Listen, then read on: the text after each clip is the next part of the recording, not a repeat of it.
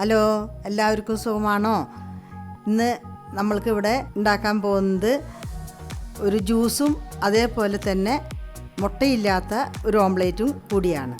ഇത് നമ്മൾക്ക് ഒറ്റയ്ക്കൊക്കെ താമസിക്കുന്നവർക്കായാലും എളുപ്പമായിട്ട് നമുക്ക് ഉണ്ടാക്കിയെടുക്കാം. കാരണം ഇതിൽ വളരെ കുറച്ച് ചേരുവകൾ മതി. ഇത് കാലത്ത് ഒരു പ്രാവശ്യം നമ്മൾ ഈ ഓംലേറ്റും അതേപോലെ ഈ ജ്യൂസും കുടിച്ചു കഴിഞ്ഞാൽ നമുക്ക് ഒരു ദിവസം ഫുള്ള് എനർജി കിട്ടുകയും വിശപ്പും തോന്നിക്കുകയില്ല. അതുകൊണ്ട് ഇതെങ്ങനെ ഉണ്ടാക്കാമെന്ന് നമുക്ക് നോക്കാം. ഇതിന് വേണ്ടതായ സാധനങ്ങളാണ്: നമ്മൾ 1 കപ്പ് കടലമാവ് പൊടി എടുക്കുകയാണ്, 1 ടീസ്പൂണ് മൈദ എടുക്കുകയാണ്, ആവശ്യത്തിനുള്ള ഉപ്പ്, 1/4 ടീസ്പൂണ് കുരുമുളക് പൊടി, വളരെയധികം കുറച്ച് സോഡാപ്പൊടി, 2 പച്ചമുളക്, അതേപോലെ നമ്മളൊരു സവോള ചെറുതായി അരിഞ്ഞത് നമുക്ക് ഇട്ട് കൊടുക്കാം. സവോള ഇട്ട് കൊടുത്തു. ഇനി നമുക്ക് കുറച്ച് മല്ലിയില അതിൽ ഇട്ട് കൊടുക്കാം. ഇനി നമുക്ക് അതെല്ലാം കൂടി വെള്ളമൊഴിച്ച് കലക്കാം. ഇതേമാതിരി നമുക്ക് കുറേശ്ശെ വെള്ളമൊഴിച്ച് നമുക്ക് കലക്കിയെടുക്കാം. ഒരുവിധം നന്നായി ലൂസ് ആവുന്നവരെ നമുക്കൊന്ന് കലക്കിയെടുക്കാം. ഇത് വളരെ എളുപ്പമായിട്ട് നമുക്ക് ഉണ്ടാക്കിയെടുക്കാവുന്നതാണ്. ഇനി ഇതുണ്ടാക്കാൻ വേണ്ടിയിട്ട് നമുക്കൊരു പാൻ വയ്ക്കാം. അതിലേക്ക് നമ്മൾ കുറേശ്ശെ ഓയിൽ ഒഴിച്ചു കൊടുക്കുകയാണ്. പിന്നെ നമ്മൾ ഇതേപോലെ നമ്മൾ ആംലേറ്റ് രീതിയിൽ നമ്മളിത് ചുറ്റിച്ചെടുക്കുകയാണ്. ഇത് അടി നല്ലോണം മൊരിഞ്ഞ് വരുമ്പോൾ നമുക്ക് പിന്നെ മറിച്ചിട്ട് കൊടുക്കാം. അടി നല്ലോണം മൊരിയുമ്പോൾ മറിച്ചിട്ട് കൊടുക്കാം. മറിച്ചിട്ടിട്ട് നല്ലപോലെ ഒന്ന് വേവിക്കാം. ഇത് നല്ലൊരു ഓംലേറ്റ് പരുവത്തിൽ വന്നിട്ടുണ്ട്. വളരെ ടേസ്റ്റിയാണ്. മുട്ടയുടെ ആവശ്യമില്ല. അങ്ങനെ നമ്മുടെ ആംലേറ്റ് തയ്യാറായി കഴിഞ്ഞു. എത്ര എളുപ്പത്തിലാണ് നമ്മൾ തയ്യാറാക്കിയെടുത്തത്. പിന്നെ ചാനൽ പുതിയതാണെങ്കിൽ നമ്മുടെ ചാനൽ സബ്സ്ക്രൈബ് ചെയ്യാൻ മറക്കരുത്. പുതിയ വീഡിയോകളുടെ നോട്ടിഫിക്കേഷൻ കിട്ടുവാൻ വേണ്ടി ബെൽ ബട്ടൺ അമർത്തണം. ഇനി ഈ ഓംലേറ്റിൻ്റെ കൂടെ തന്നെ നമുക്ക് നല്ലൊരു ജ്യൂസും കൂടി റെഡിയാക്കിയെടുക്കാം. നല്ലൊരു എനർജി ആയിട്ടുള്ള ജ്യൂസ്.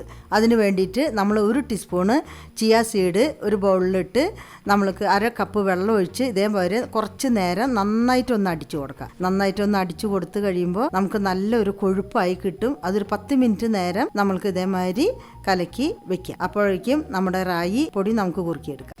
ഇനി ജ്യൂസിന് വേണ്ടിയിട്ട് നമ്മൾ ഒരു പാത്രം അടപ്പത്ത് വെച്ചു.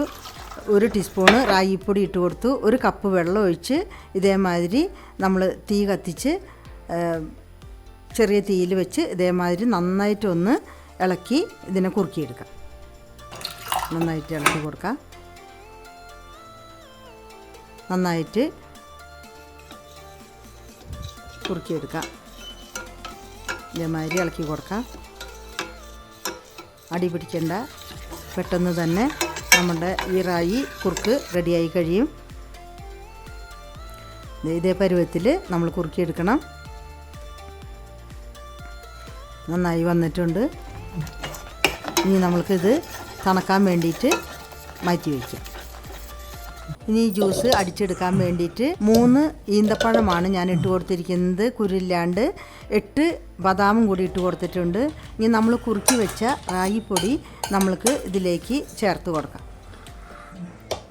എല്ലാം ഇതിലേക്ക് ചേർത്ത് കൊടുക്കാം. നമുക്ക് 1 കപ്പ് പാല് ഒഴിച്ച് കൊടുക്കാം. തിളച്ച് ആറിയ പാലാണ്. ഞാൻ തണുപ്പിച്ച് എടുത്തതാണ്. പിച്ച് എടുക്കുമ്പോൾ നമ്മൾക്ക് നല്ലൊരു ടേസ്റ്റ് ആയിരിക്കും. നിങ്ങൾക്ക് എങ്ങനെ വേണമെങ്കിലും എടുക്കാൻ കുഴപ്പമില്ല. ഇനി നന്നായിട്ട് നമ്മൾ മിക്സിയിലിട്ടൊന്ന് അടിച്ചെടുക്കുകയാണ്. ഇതേമാതിരി നല്ല രീതിയിൽ അടിച്ചെടുക്കാം. ഇനി നമ്മൾ 1 ടീസ്പൂണ് ചിയ സീഡ് ഇട്ട് നമ്മൾ നന്നായി അടിച്ച് വെച്ചത് നമ്മൾ ഈ ബൗളിലേക്ക് ഒഴിച്ചു കൊടുക്കുകയാണ്. നന്നായിട്ട് നല്ല കൊഴുപ്പായിട്ട് വന്നിട്ടുണ്ട്.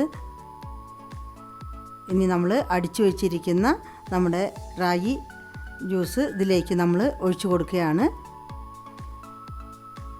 ചിയ സീഡും റാഗിയും കൂടി ചേരുമ്പോൾ നല്ലൊരു ടേസ്റ്റായിരിക്കും.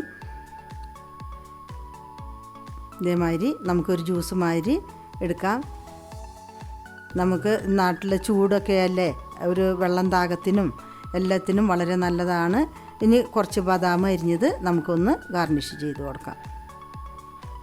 വളരെ എളുപ്പമായിട്ട് നമ്മുടെ ജ്യൂസും റെഡി ആയിട്ടുണ്ട്.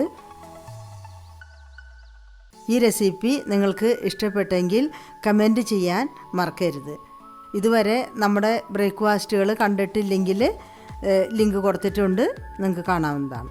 പുതിയൊരു വീഡിയോയുമായി നമുക്ക് വീണ്ടും കാണാം. അതുവരയ്ക്കും ബൈ.